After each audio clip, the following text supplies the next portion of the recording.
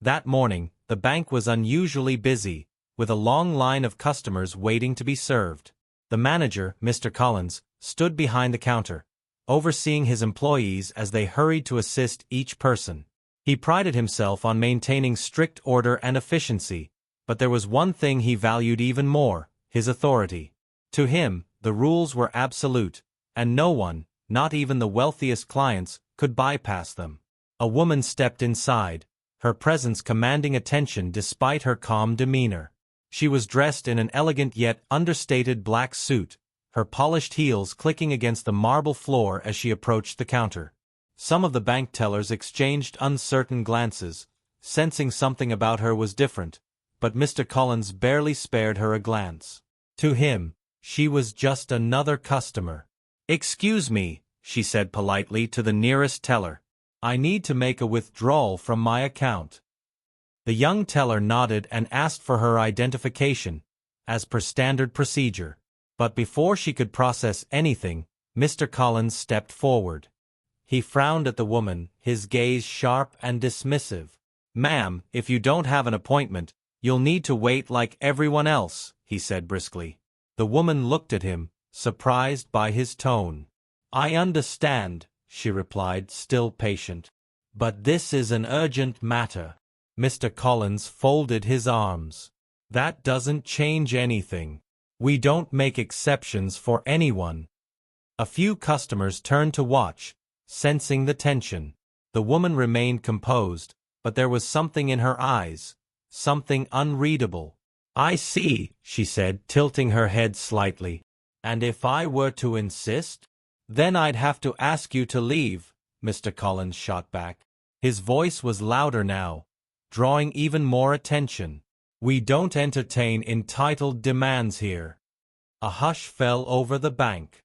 The employees glanced at each other nervously, whispering among themselves. The woman's lips pressed together for a brief moment, as if considering something. Then she pulled out her phone, dialed a number, and held it up to her ear. "Security, please come to the main branch immediately," she said simply. Mr. Collins scoffed. "Security? For what? You're making a scene over nothing." The woman didn't respond. Instead, she put her phone away and looked directly at him. "Mr. Collins, is it?" she asked, her voice measured. "Yes. And who exactly do you think you are?" he challenged, his patience wearing thin. The woman smiled, a slow, knowing smile. "I'm Olivia Carter," she said, her voice steady. "The CEO of this bank." The room fell into stunned silence. Employees froze in place, their faces draining of color. Customers stared in disbelief. Mr. Collins, who had been so firm just moments ago, blinked rapidly as if trying to process what he had just heard. Then, before he could even utter another word, the doors swung open, and two security guards walked in. And that's when everything changed. Mr. Collins stood frozen, his face turning pale as he processed the words that had just come out of Olivia Carter's mouth. The CEO? His mind raced, searching for any possible way this could be some sort of misunderstanding, but the expressions on the faces of the employees around him confirmed the truth. The whispers grew louder. Some of the tellers looked downright terrified, while others stole quick glances at Olivia, their eyes filled with awe. The security guards, large men in crisp uniforms, stepped forward, looking between Olivia and Mr. Collins. They were clearly waiting for instructions, but Olivia didn't speak right away. Instead, she simply observed, giving Mr. Collins a moment to let the weight of the situation settle in. His jaw tightened. "Ms. Carter," he started, his voice forced and measured. "If I had known—" Olivia lifted a hand slightly, cutting him off. "That's just it, Mr. Collins," she said smoothly. "You didn't know. And that's exactly the problem." A bead of sweat formed on his temple. He had always prided himself on his ability to read people, to size up a person's importance within seconds. And yet, here he was, standing in front of the most powerful figure in the company, the woman who practically owned the very floor he stood on, and he had dismissed her as though she were insignificant. She turned her gaze to the rest of the staff, her expression unreadable. Some of the tellers avoided her eyes, while others stood completely still, as if unsure whether to continue working or not. "Tell me, how long have you been working here?" she asked, her voice directed at no one in particular. One of the younger tellers hesitated before answering. 2 years, ma'am." Olivia nodded slightly, then turned back to Mr. Collins. "And you?" His throat bobbed. 10 years, he said stiffly. 10 years, Olivia repeated thoughtfully, almost to herself. "That's a long time." She paused before adding, "And in all those years, did it never occur to you to treat every customer with basic respect?" A murmur rippled through the room. Mr. Collins opened his mouth to respond, but nothing came out. Olivia's voice wasn't raised, nor was it sharp, but the weight of her words pressed down on him like a lead blanket. "This is a bank," she continued, slowly pacing. "People trust us with their hard-earned money. They expect fairness, professionalism." She stopped and turned back to face him. "But instead, what did you do?" He swallowed hard. "You judged me," she said simply. "Not based on who I am, not on my financial standing, not even on the fact that I am the CEO of this institution. No, you judged me based on your assumption of who I must be." The silence in the bank was so thick it was suffocating. Even the customers who had been waiting in line stayed rooted in place, completely engrossed in what was unfolding. Mr. Collins clenched his fists. "Ms. Carter, Tell me, Mr. Collins," she interrupted, her tone still calm but firm. "If I had been someone else, someone less fortunate, someone struggling to get a simple withdrawal, would you have treated them the same way?" His lips parted, but no answer came. Because they both knew the truth. Olivia let out a quiet sigh, almost as if she was disappointed. "This isn't just about me," she said. "This is about every single person who has walked through those doors and been made to feel unimportant. And that, Mr. Collins, is unacceptable." He felt a wave of cold panic rise in his chest. He had made a mistake. He knew that now, but was it too late to fix it? Olivia glanced at the security guards, then back at him. "Effective immediately, you are relieved of your duties," she said. The words hit him like a physical blow. His body stiffened. "Ms. Carter, please." But she had already turned away, addressing the rest of the employees instead. "From this moment forward, this bank will operate under the values it was meant to uphold. We serve people. All people. No exceptions." Her words rang with authority, and for the first time, the staff saw her not just as a name on an executive memo, but as a leader, one who demanded respect not for herself, but for everyone who walked through those doors.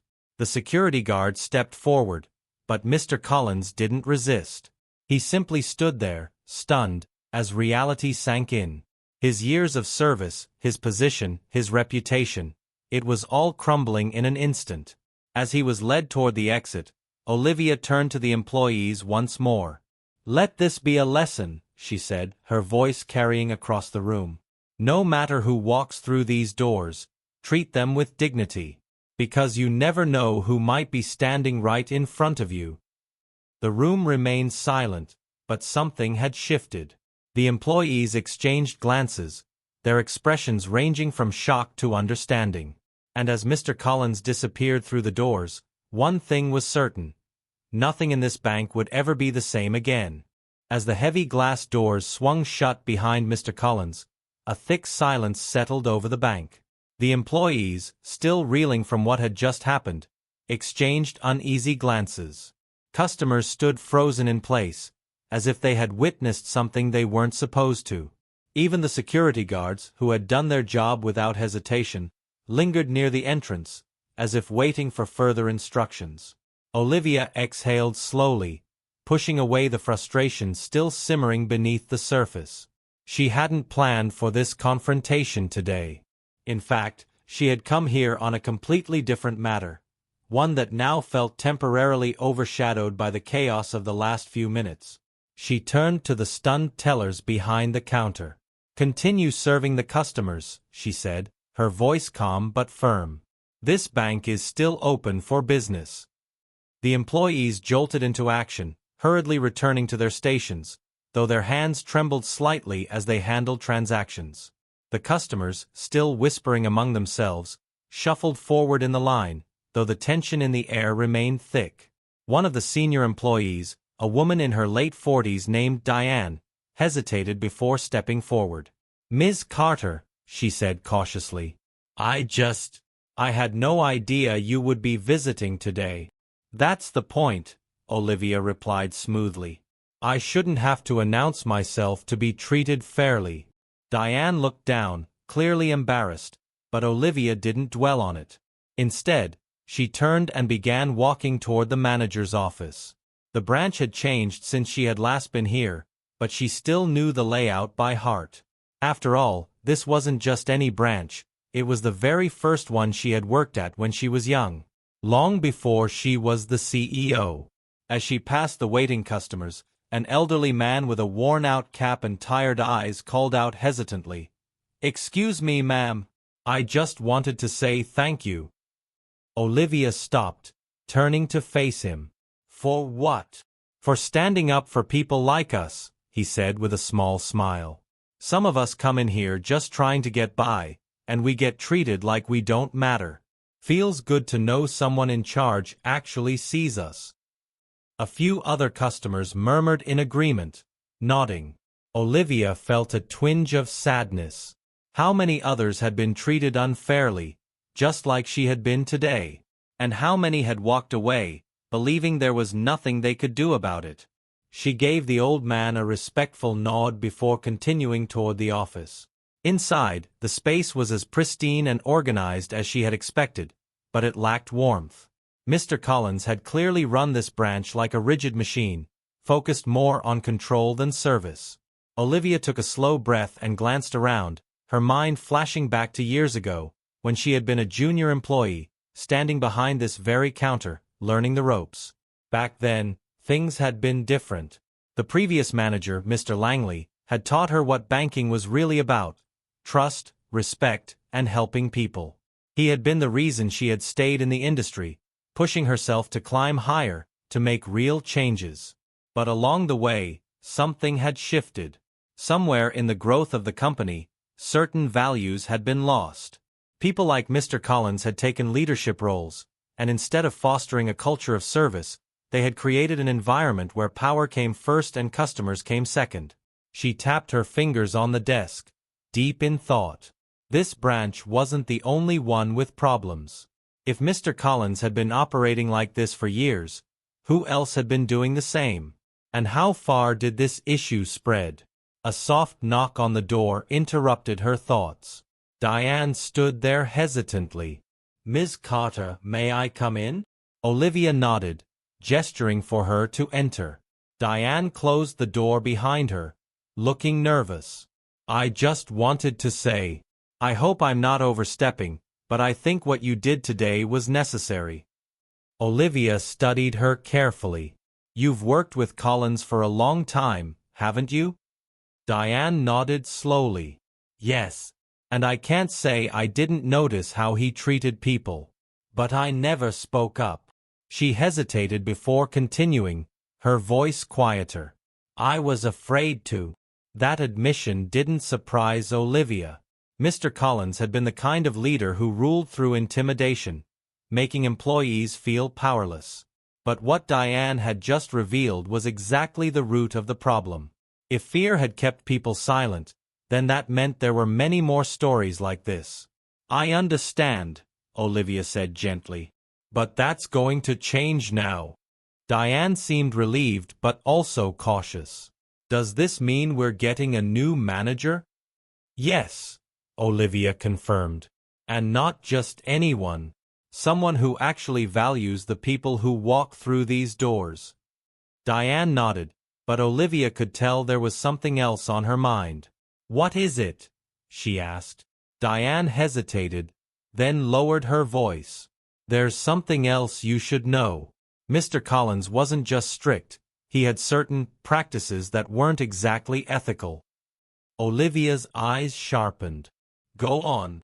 Diane swallowed, then took a step closer. There were times when he denied certain customers services for reasons that didn't make sense. He'd come up with excuses, say their paperwork wasn't in order, or that they needed additional approvals. But it always seemed to happen to the same type of people. Olivia's stomach tightened. What type of people? Diane looked uncomfortable. People who didn't fit his idea of important customers. A slow, cold anger spread through Olivia's chest. This was worse than she had thought. Do you have proof? She asked. Diane hesitated, then nodded. I've saved some records. I didn't know what to do with them before. But if you want to see them. Olivia's jaw clenched. I do. Diane gave a small nod and turned to leave, but before she did, she said one last thing. Ms. Carter, I really hope you meant what you said about change, because a lot of people are counting on you. Olivia met her gaze, her expression unwavering. I meant every word. As the door clicked shut behind Diane, Olivia sat back in the chair, staring at the desk in front of her. The problem wasn't just Mr. Collins. It was bigger than that. And now, she was going to find out just how deep it ran. As Olivia sat alone in the office, her fingers lightly drumming on the desk, her mind raced through everything Diane had just told her. If what she suspected was true, then Mr. Collins hadn't just been an arrogant manager drunk on his own authority. He had been actively discriminating against customers based on his own biases. And that was something far worse than bad management. It was corruption. A sharp knock on the door startled her from her thoughts. This time, it was one of the security guards who had escorted Mr. Collins out. His expression was unreadable, but there was a hint of urgency in his eyes. Ma'am, he said quietly, you might want to see this. Olivia rose from her chair, following him back into the main lobby. The tension in the air had not settled. Employees worked in hushed voices, their eyes darting toward the entrance, where a small commotion was building. Standing just outside the glass doors was Mr. Collins. His suit was slightly disheveled, his tie loosened, and his face was red with barely contained anger. He was arguing with a second security guard, gesturing wildly with his hands. Olivia could hear his raised voice through the doors. You think you can just throw me out like that? He snapped. I've worked here longer than any of you. I deserve to be inside that office, not some. He cut himself off, shaking his head. This is ridiculous. I demand to speak to the board. The security guard held his ground. Sir, I need you to leave the premises. I'm not going anywhere, Collins barked. I have every right to be here. The few customers left in the bank whispered among themselves, some pulling out their phones to record. Olivia let out a slow breath, then stepped forward, pushing open the door. The moment Collins saw her, his expression twisted into something dark. You, he hissed. You think you can just come in here and humiliate me? You think you can strip me of everything I've worked for? Olivia kept her voice level. You stripped yourself of everything the moment you decided that some people mattered more than others. Collins let out a bitter laugh. Oh, please. Spare me the righteous act. You waltzed in here, throwing your weight around, pretending to be just another customer. This is all some kind of power trip, isn't it? Olivia didn't flinch. If I were just another customer, how would I have been treated today? Collins said nothing. He didn't have to. They both already knew the answer. But then something changed. Instead of backing down, he squared his shoulders, his voice lowering into something more controlled, more calculating. You may have the authority to fire me, he said, but you don't know what you've just walked into. A small chill ran down Olivia's spine, but she didn't let it show. And what exactly is that supposed to mean? Collins smirked. Do you think I was the only one making these kinds of decisions?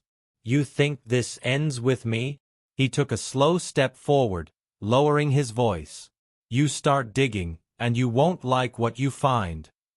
Olivia narrowed her eyes. That sounds like a threat. It's a fact, he countered. I'm not the only one who decides who gets approved for loans and who doesn't.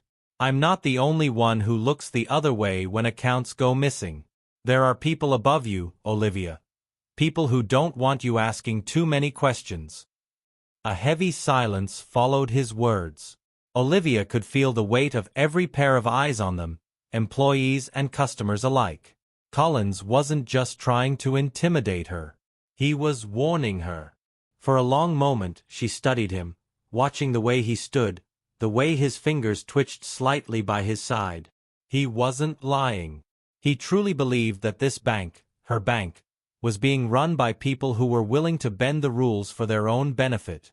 And if that was true, she had an even bigger problem on her hands than she had realized. But instead of backing down, Olivia tilted her head slightly. If you think that's going to scare me, you don't know me very well. Collins let out another low chuckle, shaking his head. Then you're either very brave, he said, or very stupid. Olivia didn't respond. She simply turned to the security guard. Make sure he leaves. Collins stared at her for another moment, then exhaled sharply. This isn't over, he muttered before finally stepping back, allowing himself to be escorted away. Olivia watched until he disappeared down the sidewalk, then turned back to the bank. Everyone was still staring. Employees were frozen in place, unsure whether to return to work or brace for what came next. She walked back inside, her mind racing. If Collins was telling the truth, then this wasn't just about one branch. It was bigger than that. Much bigger. She had come here today expecting to handle a single problem. Now, she realized, she had uncovered something far more dangerous. As Olivia stood in the center of the bank, the weight of Collins' words pressed down on her. She had come in today expecting to deal with a single instance of mismanagement, but now, the problem stretched far beyond one man's arrogance. If what he hinted at was true, then there were people operating in the shadows, using their positions to control who had access to financial opportunities and who didn't. A low murmur spread through the employees. Some kept their heads down, avoiding her gaze, while others whispered among themselves. Olivia knew what they were thinking. She had just fired their manager in front of customers, something that rarely happened in such a public manner. And now, she was left standing in the aftermath of it all. Diane approached cautiously, her face troubled. Ms. Carter, I think you should see the records I told you about. Olivia gave a small nod, signaling for her to lead the way. They walked through the back offices, past rows of desks where employees sat stiffly, still shaken by what had just unfolded. The deeper they went into the building, the quieter it became.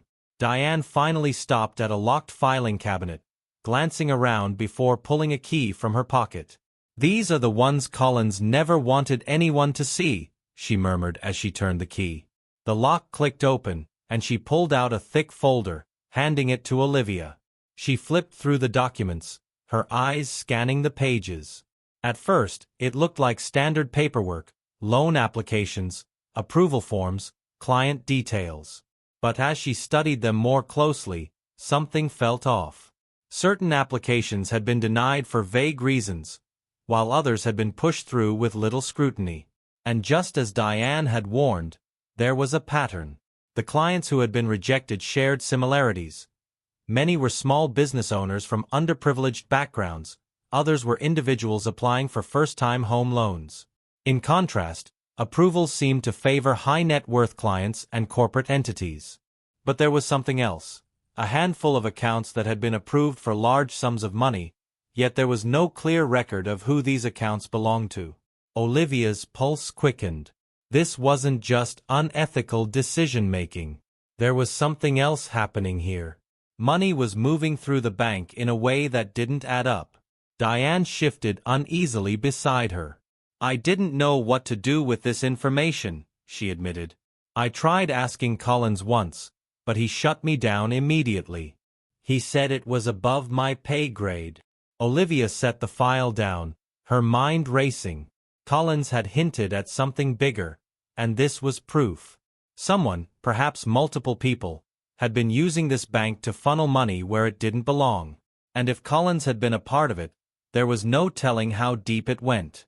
Just as she was about to say something, a sharp knock echoed through the office. One of the tellers peeked inside, her face pale. "Ms. Carter, there's someone here asking for you."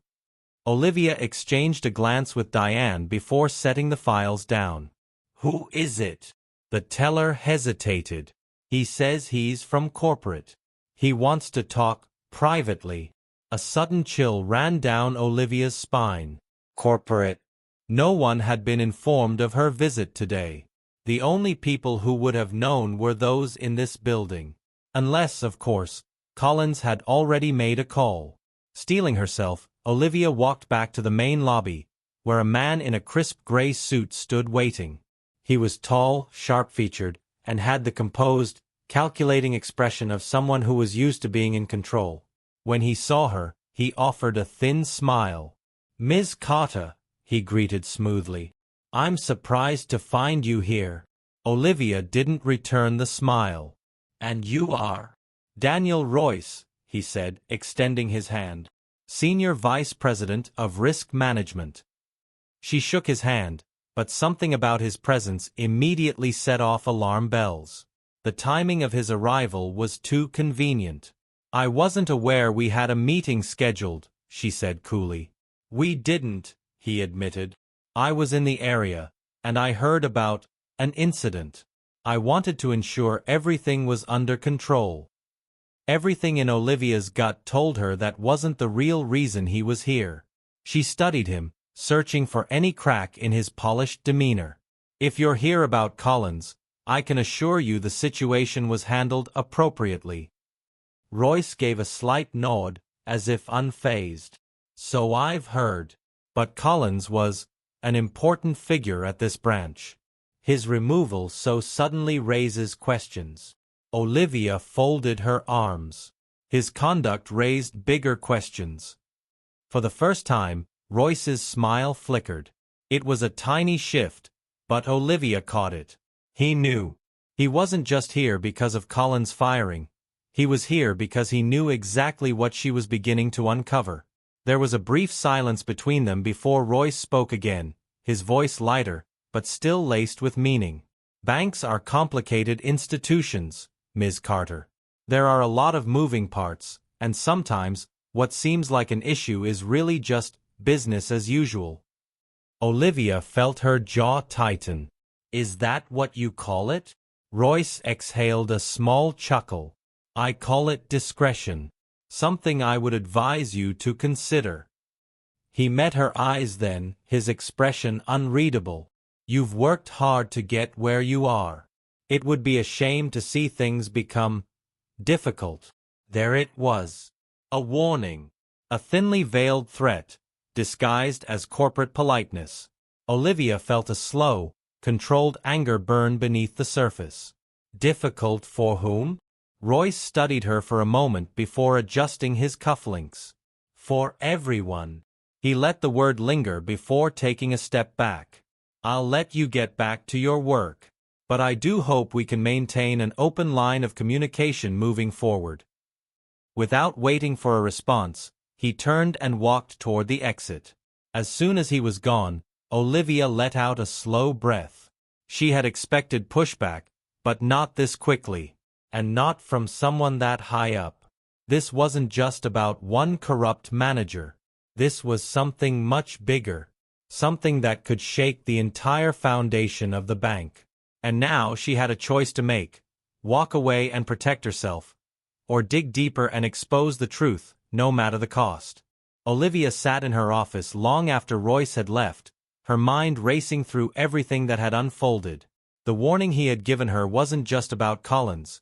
It was about something much deeper, something bigger than just one bank branch. If Royce was involved, then this corruption went far beyond what she had initially suspected. And that meant she was running out of time. She turned back to the files Diane had given her, scanning through them again. Something wasn't adding up. The fake accounts, the denied loans, the unexplained fund transfers, it was all connected, but she needed proof that would hold up against scrutiny. And then, buried at the bottom of the stack, she found it. A transaction log. Unlike the others, this one wasn't tied to an account number but rather a direct authorization code. Someone high up had been signing off on these fund movements, bypassing the usual approval process. And when she cross-referenced the code with the bank's internal database, one name appeared. Daniel Royce. Olivia's breath caught in her throat. He wasn't just covering for the corruption, he was leading it. Before she could fully process it, her office phone rang sharply, startling her. She picked it up, expecting Diane's voice, but instead, a deep, unfamiliar voice came through. "Ms. Carter," the voice said calmly, "I hear you've been asking a lot of questions." Her grip tightened on the phone. "And who exactly am I speaking to?" A small chuckle came through the line. "Let's just say, someone who strongly advises you to drop this little investigation of yours." A cold wave washed over her. This wasn't just internal corruption anymore. Someone outside the bank knew what she was doing. "If you have nothing to hide, then you shouldn't be worried," she said, keeping her voice steady. The voice sighed. "You're smart, Olivia. You know how these things work. People who dig too deep don't always like what they find.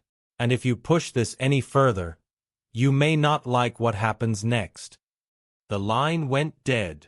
For a moment, Olivia sat there, the weight of the moment pressing down on her. This was bigger than just financial fraud. There were powerful people involved, people who were willing to go to extreme lengths to keep their secrets buried. She knew she had two choices: back down like they wanted, or expose them all. And she had already made her decision. She grabbed her phone and called Diane. "I need you to do something for me," she said urgently. "Find every single document that links Royce to these transactions. And make copies of everything." Diane hesitated. "What are you planning?" "I'm taking this beyond the bank," Olivia said firmly. "We're going public." She hung up before Diane could respond, her mind already spinning through the next steps. If she could get this information into the right hands, the press, financial regulators, even law enforcement, then Royce and everyone else involved would have nowhere to hide. But just as she was about to start drafting her report, her office door burst open. It was Royce. And he wasn't alone. Two men in dark suits stood behind him, their presence suffocating the air in the room. Royce, however, looked as calm as ever, a small smirk playing on his lips. "You should have taken my advice, Olivia," he said smoothly. "Now, you've put yourself in a very difficult position." Olivia met his gaze, refusing to back down. "And what exactly do you plan to do about it?" Royce tilted his head. "That depends. If you hand over everything you found and walk away quietly, this all goes away. No consequences. No problems. And if I don't?" His smirk faded. "Then I can't promise what happens next will be pleasant." The room was thick with tension, but Olivia refused to let fear take over. She had come too far to back down now. Slowly, she leaned back in her chair, crossing her arms. "You made one mistake, Royce." He raised an eyebrow. "And what's that?" Olivia smiled. "You underestimated me." At that moment, the office phone lit up with an incoming call. Olivia didn't move, but Royce glanced at it instinctively. It was from the authorities. Royce's smirk disappeared entirely. "You see, while you were busy threatening me," Olivia continued, "I already sent everything to the regulators. Fraud, money laundering, insider corruption, it's all in their hands now. And in about 2 minutes, they'll be walking through those doors." Royce's expression hardened, but before he could say another word, the bank lobby erupted in chaos. Federal agents stormed in, their voices ringing through the building. Employees gasped, some backing away in shock. Royce took a single step toward Olivia, his jaw clenched in fury. "This isn't over," he hissed. But before he could do anything, two agents grabbed him by the arms, pulling him back. Olivia stood up, watching as Royce was led away, the reality of his downfall settling over him. The men who had come with him quickly followed, their power crumbling in an instant. The bank was silent, the weight of the moment sinking in. Diane rushed in, her eyes wide. Did that really just happen? Olivia exhaled slowly. Yeah, it did. As the agents continued their work, Olivia looked around at the people still standing in the bank. The tellers, the customers, the employees who had feared speaking up. This wasn't just about money. This was about power, control, and the ability to decide who got to thrive and who was left behind. And today, for the first time, that power had been taken back. As she stepped out into the open lobby, the whispers started. Did she really take them down? I can't believe it. She stood up to all of them. The weight of what she had just done settled over her. Collins had been right about one thing. This didn't end with him. But now, for the first time, the corruption had been exposed. And Olivia Carter wasn't done yet. The bank remained unusually quiet in the aftermath of what had just unfolded. Employees stood frozen, some still trying to process what had happened. A few murmured among themselves, stealing glances at Olivia as she stood in the center of the room. The weight of everything she had just done was settling in, but she didn't let it shake her. Instead, she took a deep breath and turned toward Diane, who was still standing nearby, eyes wide with disbelief. They really took him, Diane whispered, as if saying it out loud would make it more real. Olivia gave a small nod. They had no choice. The evidence was undeniable. Diane exhaled, shaking her head. I knew something was wrong, but I never imagined it ran this deep. You weren't the only one kept in the dark, Olivia said. People like Royce thrive on fear and secrecy. The moment someone starts asking the right questions, they panic. A few employees cautiously stepped forward, their faces filled with uncertainty. One of the senior tellers, an older man named Gerald, spoke first. Ms. Carter, does this mean the bank is shutting down? Olivia turned to him, shaking her head. No, this bank isn't the problem. The people who abused their power were. She let her gaze sweep across the room. I know many of you were just following orders. I know some of you were scared to speak up. But that changes today. A hushed silence followed her words. For the first time in a long while, the employees of this branch weren't looking over their shoulders, weren't second-guessing their every move. The fear that Royce and Collins had instilled in them was beginning to fade. Just then, a few federal agents re-entered the bank, scanning the room before approaching Olivia. The lead agent, a sharp-eyed woman in a dark suit, gave her a curt nod. Ms. Carter, we've gathered all the documents and digital records. Royce and his associates will be facing serious charges. Olivia nodded, a small sense of relief settling in.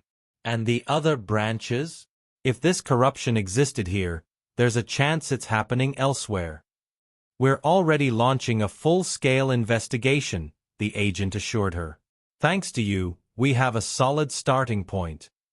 As the agents continued their work, Olivia felt a mix of exhaustion and accomplishment wash over her. She had done what she set out to do, expose the truth, no matter how dangerous it was. But there was still one more thing left to do. She turned back to Diane. Let's make sure this never happens again. Diane straightened, a new determination in her eyes. I'm with you.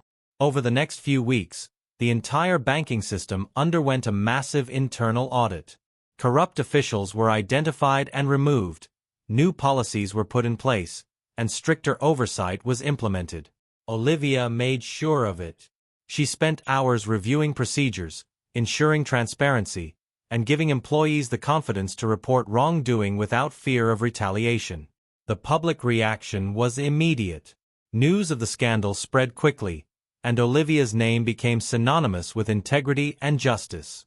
Customers who had been unfairly denied loans received new evaluations, and small business owners who had struggled under Collins' policies were finally given a fair chance. But with all the change, Olivia knew this was just the beginning. One evening, as she sat in her office, Diane knocked on the door, stepping inside with a thoughtful expression. "You did it," she said softly. "You really changed things." Olivia let out a small chuckle. "I don't know about that. But at least we've started the process." Diane sat across from her, hesitating for a moment before speaking again. "So what happens now? For you, I mean." Olivia leaned back, thinking for a moment. "I stay," she said finally. "There's still work to be done. And if I walk away now, what was all of this for?" Diane smiled. "I had a feeling you'd say that." As Olivia looked around her office, she realized how much had changed in such a short time. She had walked into this bank expecting to deal with one manager's arrogance, but instead, she had uncovered a system of corruption that had run unchecked for years. And she had taken it down. There was still a long road ahead, but one thing was clear. This was only the beginning of a new era for the bank. An era where fairness, honesty, and accountability came first. And Olivia Carter would make sure of it. As she stood up, ready to face whatever came next, she knew one thing for certain. No one would ever be denied what was rightfully theirs again.